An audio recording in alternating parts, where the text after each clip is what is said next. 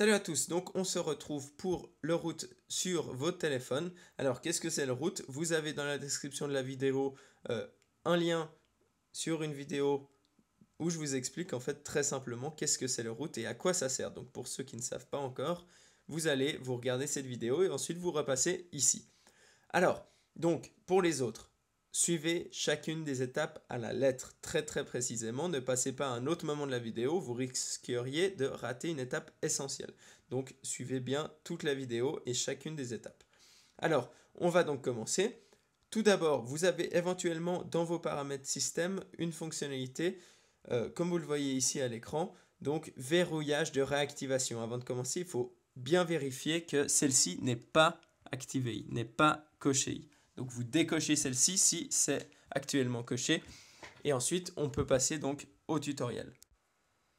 Donc c'est parti. Alors, il y a 3 fichiers à télécharger. Le numéro 1 dans la description de la vidéo qui sont les drivers Samsung pour donc que votre ordinateur reconnaisse votre téléphone du moment où vous le connectez à celui-ci. Donc, vous téléchargez ce fichier, numéro 1 dans la description. Ensuite, numéro 2 dans la description de la vidéo, il s'agit du logiciel Odin. C'est le logiciel qui va nous permettre de router le téléphone. Et finalement, le numéro 3 dans la description. Alors là, il y aura plusieurs fichiers.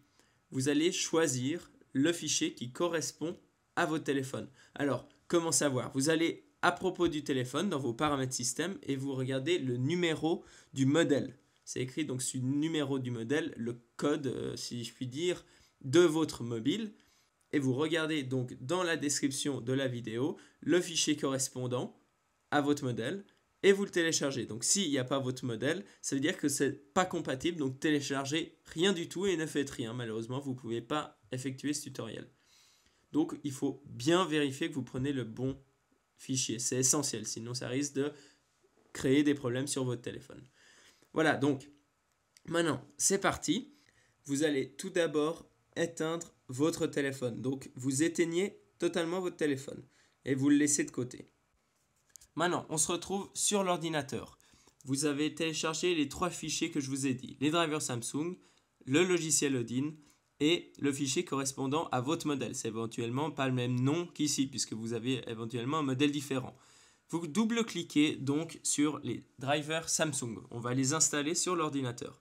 Donc, comme je vous ai dit, ça va permettre à votre ordinateur de reconnaître votre téléphone quand vous le branchez. Donc là, vous passez toutes les étapes, vous cliquez sur installer et maintenant vous patientez. Une fois que l'installation sera terminée, vous allez redémarrer votre ordinateur. Ça, c'est essentiel. Vous redémarrez votre ordinateur. Une fois que vous avez redémarré votre ordinateur, eh bien, on se retrouve ici. Donc, je ne le fais pas, évidemment.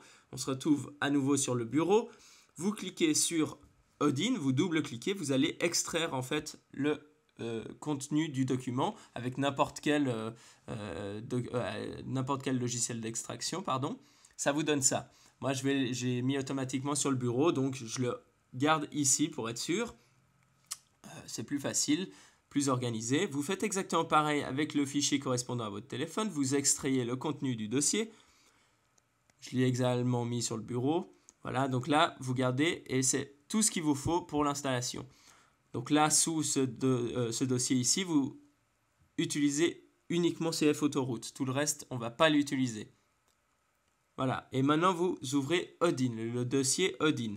Vous cliquez droit sur le logiciel et vous mettez exécuter en tant qu'administrateur.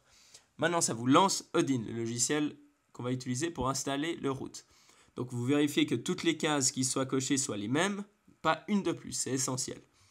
Maintenant que c'est fait, eh bien tout simplement, vous allez passer en mode download en appuyant sur le volume bas, power et le volume central de votre téléphone, vous appuyez simultanément. Ça va vous donner l'écran de gauche que vous voyez ici.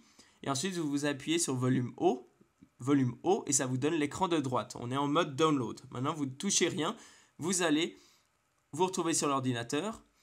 Et maintenant, vous allez en fait brancher votre téléphone à l'ordinateur. Et une fois que c'est fait, vous allez voir une case bleue comme il vient d'apparaître.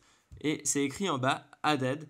Ça veut simplement dire que votre ordinateur a bien reconnu le téléphone. Donc ça veut dire que vous êtes prêt pour l'installation. Maintenant que c'est fait, On va utiliser le fichier correspondant à votre téléphone. Vous allez cliquer sur PDA dans le logiciel. En cliquant sur PDA, vous recherchez ce fichier. Donc, je l'ai mis sur le bureau, moi. Sous CF Autoroute, vous vérifiez bien qu'à la fin, c'est tar.md5. Vous double-cliquez. Ça va ouvrir le fichier donc sur le logiciel. Ça va vous montrer dans cette case que tout est bon. Et une fois que c'est fait, on va pouvoir passer à l'installation.